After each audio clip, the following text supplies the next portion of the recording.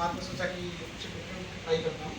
तो जो मेरा मैसेज रहेगा तो मैं स्पीच को कोशिश करूँगा 5 शेयर में बात करके करूँ। सबसे पहले मैं अपनी जर्नी को एक्सप्लेन करूँगा। दूसरा या मैं कुछ स्टूडेंट्स को देख रहा हूँ तो मेरा मैसेज रहेगा स्टूडेंट्स के लिए। तीसरा रहेगा कुछ इदारे जैसे ह्यूमन वेलफेयर ट्रस्ट के लोग हैं तो उनके लिए एक एड्रेस रहेगा। चौथा फैमिली के बारे में रहेगा, फैमिली मेम्बर जो स्टूडेंट्स के रहेंगे। और पाँचवा एक मेरा खुद का मैसेज खुद के लिए रहेगा ताकि आप लोग उसके लिए गवाह हैं। तो सबसे पहले तो मैं शुक्रगुजार हूँ अल्लाह का जिन्होंने मुझे इस मुकाम तक पहुँचाया। और बिल्कुल उसके बाद अगर किसी का नंबर आता है जो जिन्होंने मेरे लिए कंट्रीब्यूशन किया मुझे इस मुकाम तक पहुँचाने के लिए, तो वो डेफिनेटली मेरी फैमिली मेम्बर्स है। अम्मी अब्बू, जैसे अब्बू ने कहा कि वो सेकंड अटेम्प्ट के बाद हिम्मत हार गए, तो हिम्मत हारना एक अलग चीज़ होता है लेकिन एक विजन एक अलग चीज़ होती है। तो जो विजन था वो तो डेफिनेटली अब्बू का ही था। और जब अब्बू हिम्मत हार जाते थे तो इसमें अम्मी का बहुत अहम रोल रहता था कि अम्मी हमेशा मोटिवेट करती थी। तो जनरली एस्पिरेंट्स के साथ ये होता है, जो बाकी एस्पिरेंट्स भी जैसे नीट के एस्पिरेंट्स है, IIT के एस्पिरेंट्स है, अटेम्प्ट्स के बाद बहुत सेटबैक करते हैं। तो फैमिली मेम्बर्स का बहुत बड़ा रोल रहता है कि वो उनको मोटिवेट करें और अगर बच्चे सही डायरेक्शन में पढ़ाई कर रहे हैं तो डेफिनेटली वो आगे जाएंगे। इसके साथ में अब अपना जर्नी के बारे में एक्सप्लेन करूँगा। सबसे पहला पार्ट जो है तो जर्नी तो मेरी KPS मांगो से स्टार्ट हुई थी। एकेडमिक एजुकेशन KPS मांगो में मैंने 11th-12th KPS से किया, ग्रेजुएशन KIT सिंधी से किया सिविल इंजीनियरिंग में। उसके बाद मेरी प्राइवेट सेक्टर में जॉब की LNT में।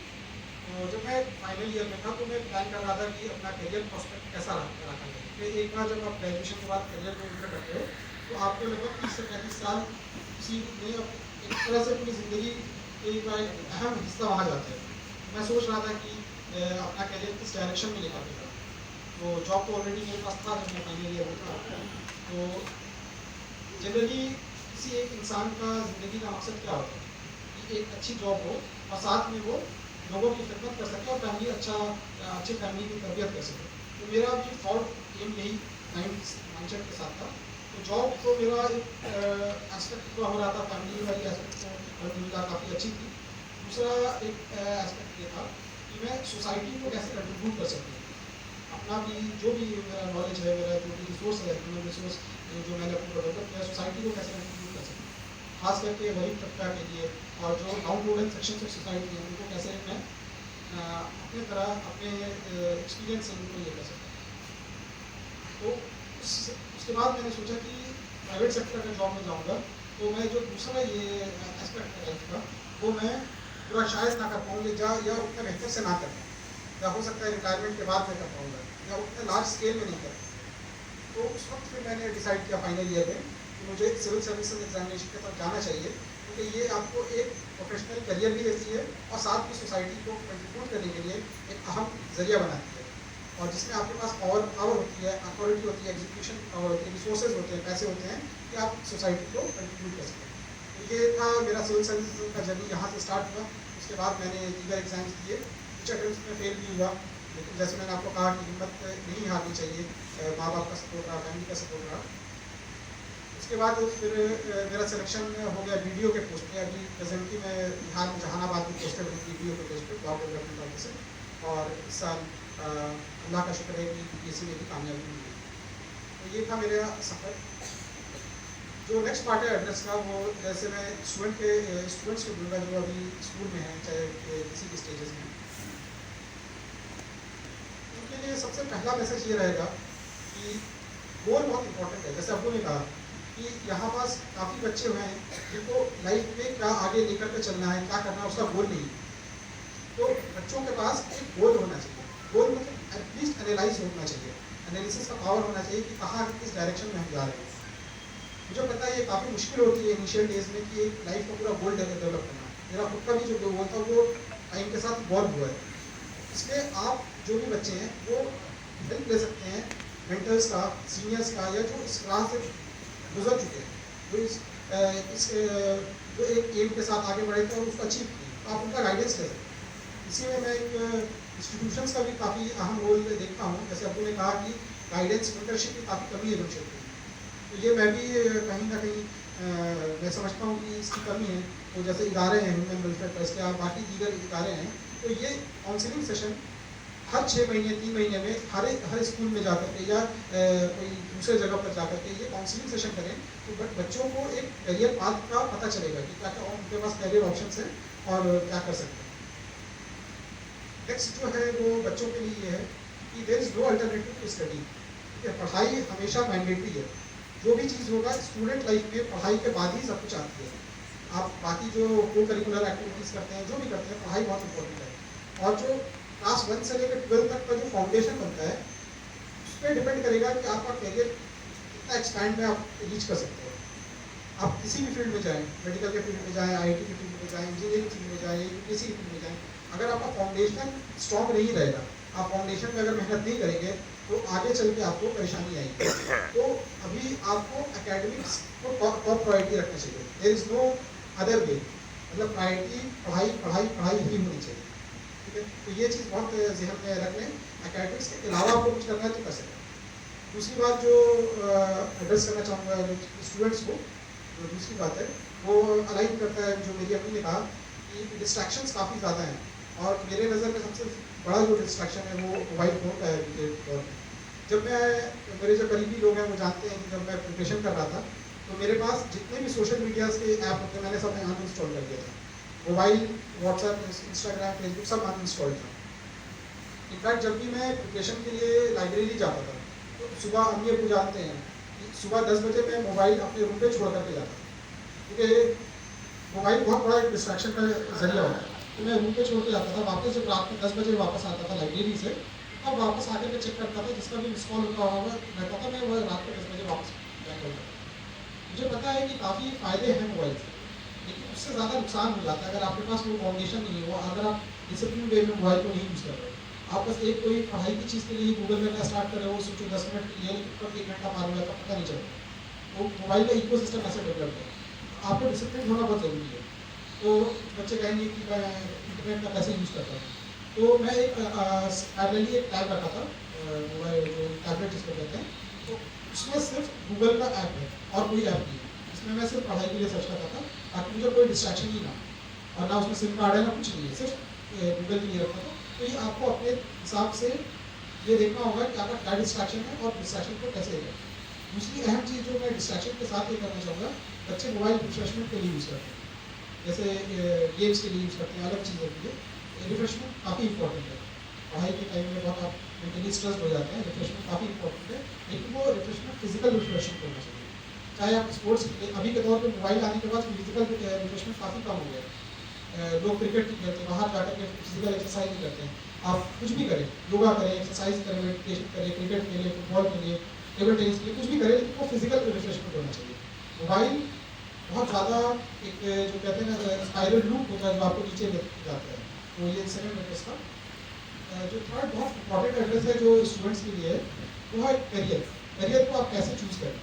तो करियर को चूज़ करने का, जैसे मैंने कहा कि आप जो आपके मेंटर्स हैं, आपके बड़े भाई हैं या जो इस बात के थ्रू जा चुके हैं, आप उनसे कांस्टेंट कम्युनिकेशन के थ्रू आप उनसे पूछें कि क्या फ़ायदा है इस फील्ड का, अलग अलग फील्ड का क्या फ़ायदा है, क्या नुकसान है।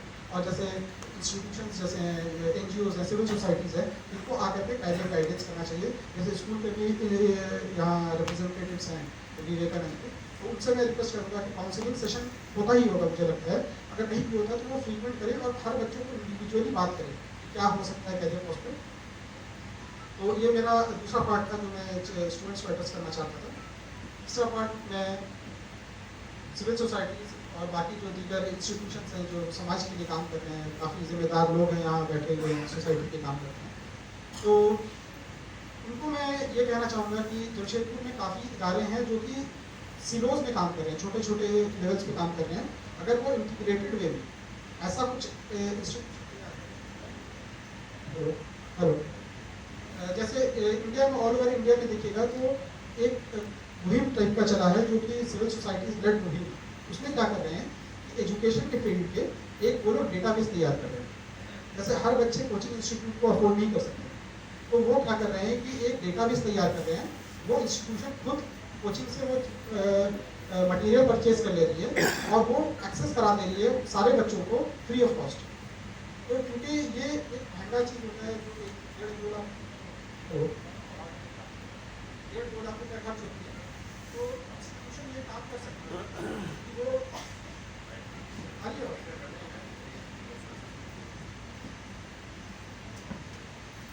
हेलो हेलो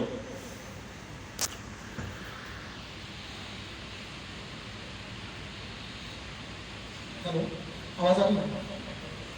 इंस्टीट्यूशन ये काम कर सकती है कि एक डेटाबेस तैयार करे जहाँ पास अलग अलग कैरियर ऑप्शंस के, जैसे मेडिकल के, इंजीनियरिंग के, आईआईटी के। आवाज़ नहीं आ रही क्या पीछे? नहीं। ठीक है, तो वो एक डेटाबेस तैयार कर सकते हैं और ये बच्चों को फ्री ऑफ कॉस्ट एक्सेस करा सकते हैं। नेशनल लेवल पे मैं काफ़ी इंस्टीट्यूशंस को जानता हूँ जो ये ऑलरेडी स्टार्ट कर चुकी है। इससे क्या होगा, जो अफोर्डेबिलिटी ऑफ एजुकेशन है, क्वालिटी एजुकेशन, वो प्रोवाइड हो सकेगी, जो कि बच्चों के काफ़ी बच्चे वो अफोर्ड नहीं कर सकते 1.5-2 लाख रुपए का कोचिंग का फीस और दीगर चीज़ें।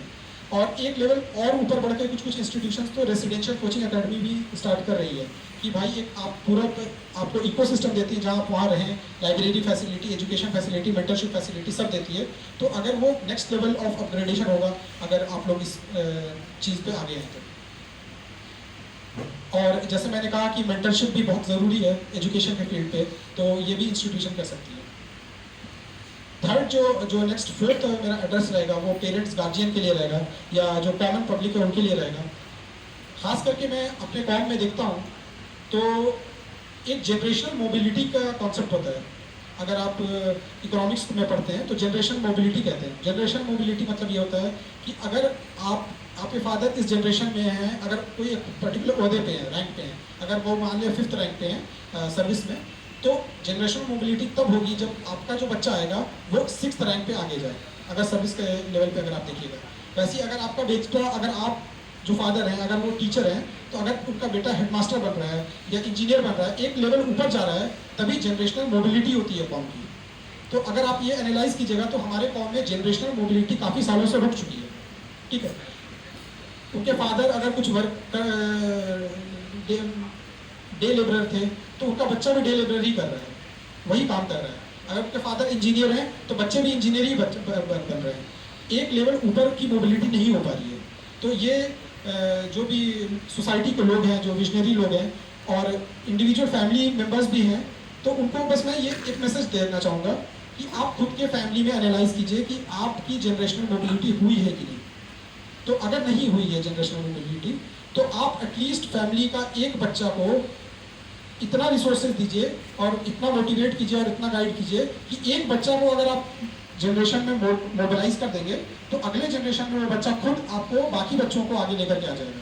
तो ये एक मैसेज रहेगा मेरे फैमिली, जितने भी यहाँ पास लोग हैं, फैमिली के लोग हैं या सिविल सोसाइटीज़ के लोग हैं, कि जनरेशनल मोबिलिटी के बारे में सोचें। मुझे पता है कि पैसों की बहुत दिक्कत होती है। अभी तो अल्हम्दुलिल्लाह काफ़ी ऑर्गेनाइजेशंस हैं जो इसके लिए काम कर रहे हैं, फ्री एजुकेशन दे रहे हैं, बट आपके पास जनरली वो सोचते हैं कि कोई जॉब प्रॉस्पेक्ट से कुछ जॉब मिल जाए, लेकिन जॉब से आगे भी सोचना होगा। अगर कौम आगे इस तरह नहीं बढ़ेगी, अगर हर फैमिली में एक जनरेशनल मोबिलिटी नहीं होगा तो पूरा कौम का जनरेशनल मोबिलिटी नहीं हो पाएगा। जो अभी हम लोग सूरत हाल देख रहे हैं, सोशो इकोनॉमिक पैरामीटर्स में हमारे कौम को देखिए, ऑलमोस्ट सारे सोशो इकोनॉमिक पैरामीटर्स में हम लोग पीछे हैं। इसका वजह क्या है? हर बार हम लोग गवर्नमेंट को ब्लेम नहीं कर सकते, हमें अपने लिए भी आगे आना पड़ेगा, खुद का कैपेसिटी बिल्डिंग करना पड़ेगा और खुद भी एम्पावर होना पड़ेगा। तो एम्पावरमेंट के लिए फैमिली मेंबर में हर एक फैमिली की अगर वो जिम्मेदारी लेती है कि हम अपने फैमिली में एक बच्चे को जनरेशनल मोबिलिटी आगे, एक जनरेशन आगे की पढ़ाई करा दें या एक जनरेशन आगे के लेके चल जाएं, तो आने वाले 10-12 सालों में इंशाल्लाह मेरी ये सोच है कि पूरे कौम एक सिग्निफिकेंटली एक जनरेशन आगे चल जाएगी। तो ये काफ़ी बड़ा एक मेरा खुद का भी विजन है। मैं जहाँ भी जाता हूँ इसके लिए मैं एड्रेस करता हूँ। मैं चाहता हूँ कि ये मोबिलिटी 15-20 सालों में, आने वाले सालों में हो जाए। तो मुझे उम्मीद है कि आप लोग इसमें काम करेंगे।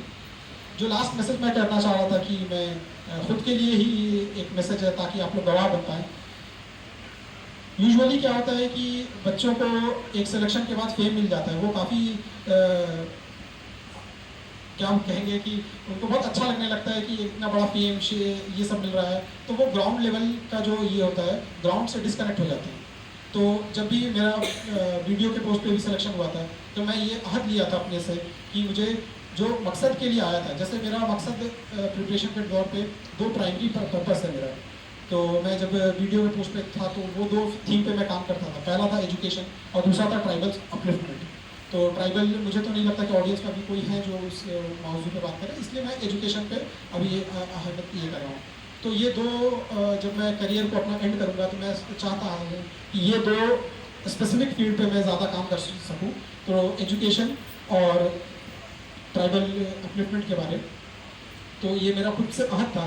और दूसरा अहद ये है कि अल्लाह से गुजारिश भी है कि मैं हमेशा दुआ करता हूँ कि जो मकसद के लिए मैं प्रिपरेशन स्टार्ट किया था, वो मकसद मेरे ज़रिए अल्लाह अगर पूरा कराए तो ये मेरे लिए खुशनसीबी की बात होगी और मैं अपना जो भी करियर हो वो एक सक्सेसफुल करियर मान सकूँगा। इसके साथ मैं अपना स्पीच को एंड करना चाहूँगा। आप सबका शुक्रिया। अगर आपके पास कुछ क्वेश्चंस हैं तो क्वेश्चन आंसर राउंड है शायद से।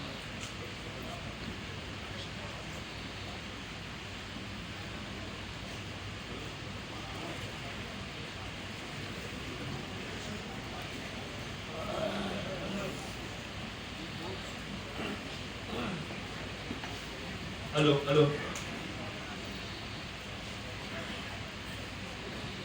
हेलो। अब जो सेशन शुरू हो रहा है वो बच्चों के लिए है।